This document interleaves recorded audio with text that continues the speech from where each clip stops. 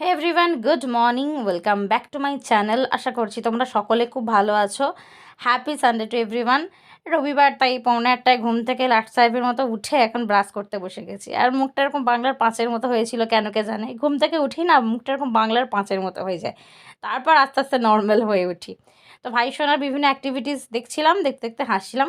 ভাইসোনা প্রত্যেক দিন এই সময় আমাদের বাড়িতে থাকে। তারপর একদম ডিরেক্টলি স্নান করে আমি ফুল তুলে নিয়েছি, পূজা করব। আর এখানে সব কটা ফুলই হচ্ছে আমাদের বাড়ির সামনে ছোট্ট বাগানটায়। একদিন তোমাদের সাথে শেয়ার করব, ওখানটা একদম লুকিংটাই পুরো চেঞ্জ হয়ে গেছে। আর দেখো, লক্ষ্মীনারায়ণের মূর্তিটা আর রাধাকৃষ্ণের মূর্তিটা নতুন নিয়েছি। মায়ের তো ভীষণ পছন্দ হয়েছে দুটোই। বাবা ওখানে বসবে না, পালিয়া।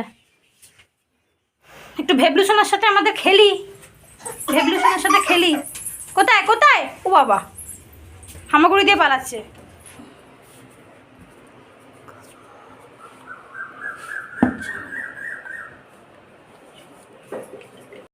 এই খেসারির ডালগুলো মা সকাল থেকে ভিজিয়ে রেখেছিল। এটা বেটে বড়া করে ঝিঙে দিয়ে পাতলা পাতলা করে একটা তরকারি হবে। আর মা এটা বলছিল খেসারির ডাল। তো আমি যদিও হয়তো দেখেছি আগে, মনে নেই। দেখতে একটু ছোলার ডালের মতো, মানে ছোলার ডালের থেকে সাইজটা একটু ছোট। তো এটাকে আমি এখন বেটে নেব। যদিও শিলে বাটলে না প্রত্যেক জিনিসের টেস্ট অন্যরকম হয়। এখন তো বেশিরভাগই মানুষ মিক্সার গ্রাইন্ডার ইউজ করে, কিন্তু কি বলো তো, সময় সাপেক্ষ বটে শিলনোড়াতে বাটা, কিন্তু শিলনোড়ায় বাটার খাবার মানে মশলার একটা অন্য রকমের টেস্ট আছে। তো যাই হোক, মা তো বিভিন্ন রকম কাজ করছে, এর জন্য আমি ভাবলাম যে আমি এটা বেটে দিই, তাহলে অনেকটা টাইম সেভ হবে। আবার সে এতগুলো কলাইকে শিলনোড়ায় বাটাতে তো কষ্ট আছে এই রোদের মধ্যে। তো আমি এটাকে বেটে নিচ্ছি আর অল্প করে জল দিয়ে বাটছি। মা বললো বেশি জল দিস না, তাহলে একদম পাতলা হয়ে যাবে। আর এর মধ্যে আমি একটা কি দুটো কাঁচা লঙ্কা দেবো। ফাটানোর সময় মা এবার নুন চিনি ব্যালেন্স করে দেবে।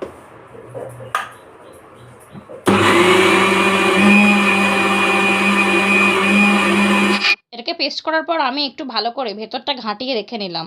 কারণ অনেক সময় কি হয়, উপরটা এরকম মনে হয় যে ভালোভাবে পেস্ট হয়ে গেছে, কিন্তু তলার দিকে না গোটা গোটা অনেকগুলো কলাই রয়ে যায়, এই জন্য ভালো করে দেখে নিলাম। আর আমাদের রান্না চলাটা এতটা গরম যে কি বলবো, মা কীভাবে রান্না করে সেটাই ভাবি। মানে মায়েরা বলেই এটা সম্ভব। মানে এতটা গরম, আর মা নিজেকে থেকে কখনো না গ্লুকন্ডি করে খাবে না যতক্ষণ না আমি করে দিচ্ছি, বা আমি আমার নিজের জন্য বানিয়ে মায়ের জন্য রেখে দিচ্ছি, ততক্ষণ মা খাবে না। বিভিন্ন কাজের মধ্যে ব্যস্ত থাকে, এটা ওটা করতে করতে আর মনে থাকে না, আর ইচ্ছাও করে না। তো আমি একবারে 6 চামচ দিয়ে এই মগটার মধ্যে এটাকে গুলিয়ে নিচ্ছি। তারপর আমি মা বোন তিনজনে মিলে এটাকে খেয়ে নেব। আর আজকে রোদের জোরটা একদম সাংঘাতিক, টেকা যাচ্ছে না বাইরে একদম। তো মায়ের পেস্টটাকে অল্প একটু নুন আর একটু চিনি দিয়ে ব্যালেন্স করে ভালো করে ফেটিয়ে নিচ্ছে। আর এখানে বড় বড় করে ঝিঙে আলু সব কাটা হয়ে গেছে, আর এখানে মশলাটাও রেডি হয়ে গেছে। মশলাটার মধ্যে ছিল আদা, জিরে, ধনে আর শুকনো লঙ্কা বাটা। তারপর কলাই বড়াগুলোকে ভেজে নেওয়া হচ্ছে। আর এই কলাই বড়াগুলো ভাজতে অনেকটা টাইম লাগে, অনেকটা টাইম টেকিংয়ের ব্যাপার, কেন এতগুলো বড়াকে ভাজা। তো এর মধ্যে মাকে বললাম যে 5-6টার মতো বড়া রেখে দেবে, বেশ গরম গরম খাবো। তো এটা ভাজতে মোটামুটি 3-4টে পর্যায়ে তো হবেই, মানে এটা জাস্ট একটা পর্যায়ে চলছে, এরপর এখনও 3-4টে পর্যায়ে হবে। আর রোদের জোরটা প্রচণ্ড বেশি থেকে মাকে বলেছিলাম যে খেসারি কলাই আর যেগুলো ছিল প্লাস বেসন টেসনগুলো অনেক কিছু ছিল, সেগুলো রোদে দিয়ে দাও। তো অনেক কিছুই রোদে দেওয়া হয়েছিল, সব তুলে নেওয়া হয়েছে। আর বেসনটার কলাইটাই এখন রয়েছে, ওগুলো আমি ভরে দিলাম। তো এই করতে করতে কলাই বড়াগুলো ভাজা হয়ে গেছে। এর মধ্যে আমরা 3-4টে করে গলব্ধকরণ করে নিয়েছি আমি আর বোন মিলে। দেখো, কলাই বড়ার ভাজা একদম রেডি। এরপর আসা যাক মেন রান্নার দিকে। তো প্রথমে কড়াইয়ে অল্প করে একটু তেল দিয়ে নেওয়া হলো, কারণ এই কলাই বড়াগুলো প্রচণ্ড তেল টানে, তাই আবার নতুন করে তেল দিতে হলো। তো এরপর দিয়ে হলো সোমবড়াটা দিয়ে এবার আলুগুলোকে ভেজে নেবে, আলু আর ঝিঙেগুলোকে একসাথেই দেবে।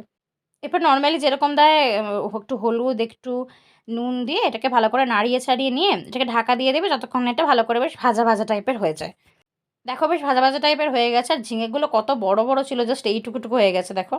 তো তারপর এর যে মশলা তৈরি করে রেখেছিলো সেই মশলাটা দিয়ে দিল। তারপর বাস একটু নাড়িয়ে চাড়িয়ে ভালো করে মাখিয়ে নিয়ে যখন একটু বেশ মশলার গন্ধটা চলে যাবে, তারপরে একটু জল দিয়ে এটাকে ঢাকা দিয়ে দিতে হবে।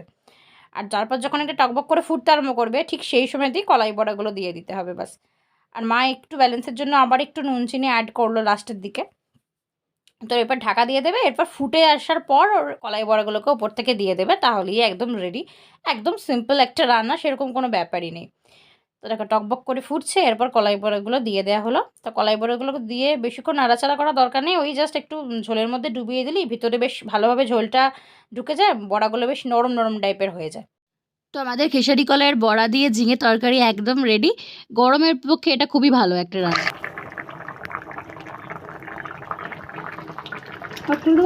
হুম।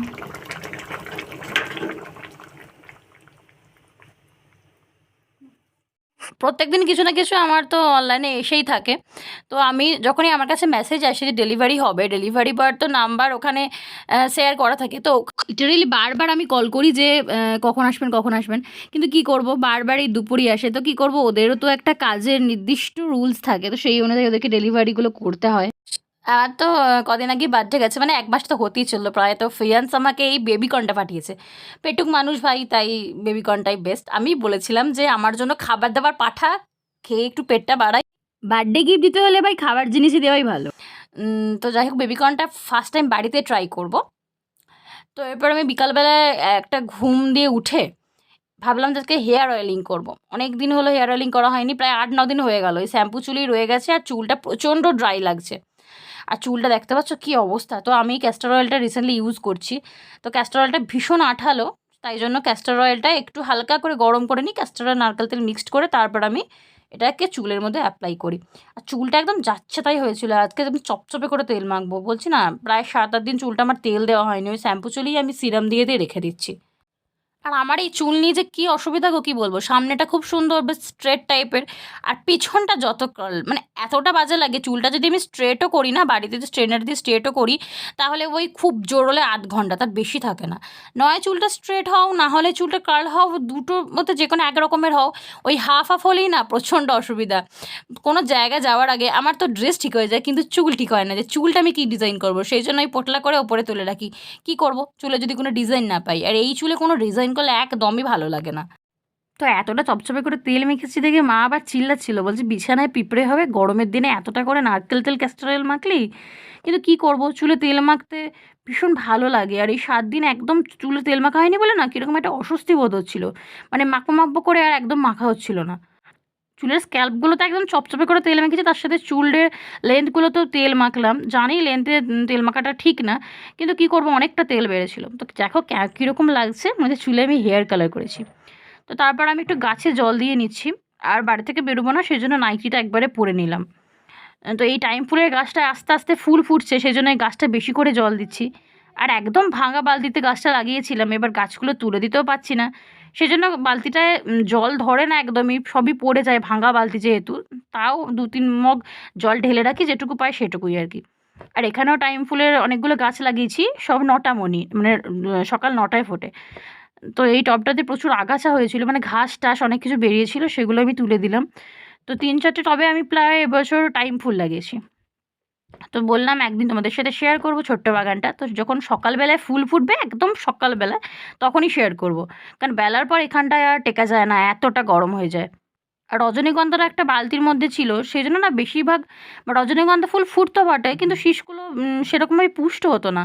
সেজন্য একটা বড় টবের মধ্যে রজনীগন্ধা লাগিয়েছি। বলছিলাম বেরোবো না বেরোবো না, নাইটি পরে নিলাম, কিন্তু ওই যে অজপা এসে জোর জবরদস্তি করলে, বললো চ ২৪ প্রহর হচ্ছে ওই পাড়ায়, ২৪ প্রহর দেখে আসি। আর এবছরে মন্দিরটা খুব সুন্দর করে রেনোভেশন করেছে, সেই জন্য ভাবলাম যে একবার যাই। পুটু সোনা, আমি, ভাই সোনাও এসেছিল।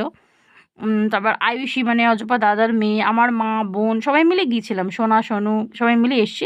গেনিও এসেছিল আমাদের সাথে। তো মন্দিরটা এবছর নতুন করে রিনোভেশন করেছে, বিভিন্ন রকম পেন্ট করেছে, খুব ভালো লাগছে দেখতে বেশ। প্রায় আধ ঘন্টার মতো ছিলাম। তারপর একটু ভাবলাম যে আমুলের আইসক্রিম খাওয়া যাক, যা গরম পড়েছে। আর আমুলের এই দোকানটা আমাদের গ্রামেরই একজনকার দোকান। তো সেই বিভিন্ন মেলাতলায় বা ২৪ প্রহর হলে এই সেন্টারটা নিয়ে বসে। আর ভাই সোনা দেখো আঙুল চুষতে ব্যস্ত, আর আইসক্রিমের দোকানটার দিকে হাঁ করে তাকিয়ে আছে। তো ভাবছি কী হচ্ছে এখানে, সবাই এক জায়গায় জড়ো হয়েছে কেন? ও তো আঙুল চুষতেই ব্যস্ত। তো যাই হোক, তো আমুলের আমরা একটা করে আইসক্রিম কিনে নিয়েছি। এই যে এই আইসক্রিমটা কেনা হয়েছে, এটা আমরা বাড়ারি পুজোতেও খেয়েছিলাম। খুব সুন্দর খেতে, ১৫ টাকা করে দাম নেয়, কিন্তু ভীষণ সুন্দর খেতে আইসক্রিমগুলো আমুলের। মানে একদিকটা স্ট্রবেরি ফ্লেভার আর একদিকটা পাইনঅ্যাপেল ফ্লেভার। আর এই আন্টিটা আমাদের গ্রামের, তো ও বুঝে গেছে যে আমরা এর একদম ধরা কাস্টমার, সব জায়গাতেই আমরা আছি আইসক্রিম খাওয়ার জন্য। বাড়ি এসে ছাঁকা ভাত, ওপর থেকে একটু মুড়ে নিয়ে নিয়েছিলাম, পেঁয়াজ দিয়ে আলু ভাতে মাখা, আর পেঁয়াজ দিয়ে চপ মাখা দিয়ে ভাত খেলাম আজ। কাল রাতে যে ভিডিওটা এন্ড করবো সেরকম অবস্থা একদমই নেই। এত কালকে খাচ্ছিলাম, সেই সময়টা জাস্ট একটু ওয়েদারটা ঠিকঠাক ছিল। তারপর রাতের পর থেকে তো আবার বাস ফোনে মেসেজ আসছে মেসেজ হলো এই 9টার দিকে যে পূর্ব বর্ধমানেও নাকি মানে এই ঝড়টা অ্যাটাক করবে। তো হ্যাঁ সেরকমই রাত 1:30টায় যখন একবার ঘুম ভাঙলো বাইরে বাথরুম এলাম তখন দেখলাম যে হালকা হালকা ঝড় হচ্ছে। তারপর থেকে একদম বীভৎস ঝড় বৃষ্টি। সকালে একজনকে পড়াই বিশেষ করে ওকে পড়াতে যেতে পারিনি কারণ তখন ভীষণ বৃষ্টি হচ্ছিলো। এখন বৃষ্টি একটু থেমেছিল আর এখন আবার বৃষ্টি হচ্ছে। তো ভাবলাম যে কাছে একজনকে পড়াই বারোটি মন্দিরের পাশে, ওকে পড়িয়ে চলে আসি। ওটা একদম কাছেই। আর ভিডিওটা আমি এখানে এন্ড করছি। ভিডিওটা ভালো লাগলে ভিডিওটা অবশ্যই একটা লাইক করে দিও। আর আরও নতুন নতুন ভিডিও আমার চ্যানেলে পেতে হলে চ্যানেলটা অবশ্যই সাবস্ক্রাইব করো। সাবস্ক্রাইব বাটনের পাশে থাকা বেল আইকনটাকে টুন করে দাবিয়ে দিও, তাতে যখনই আমি কোনো নতুন ভিডিও আপলোড করবো সেটা যেন সবার আগে তুমি দেখতে পাও। তো চলো আজকের মতো টাটা।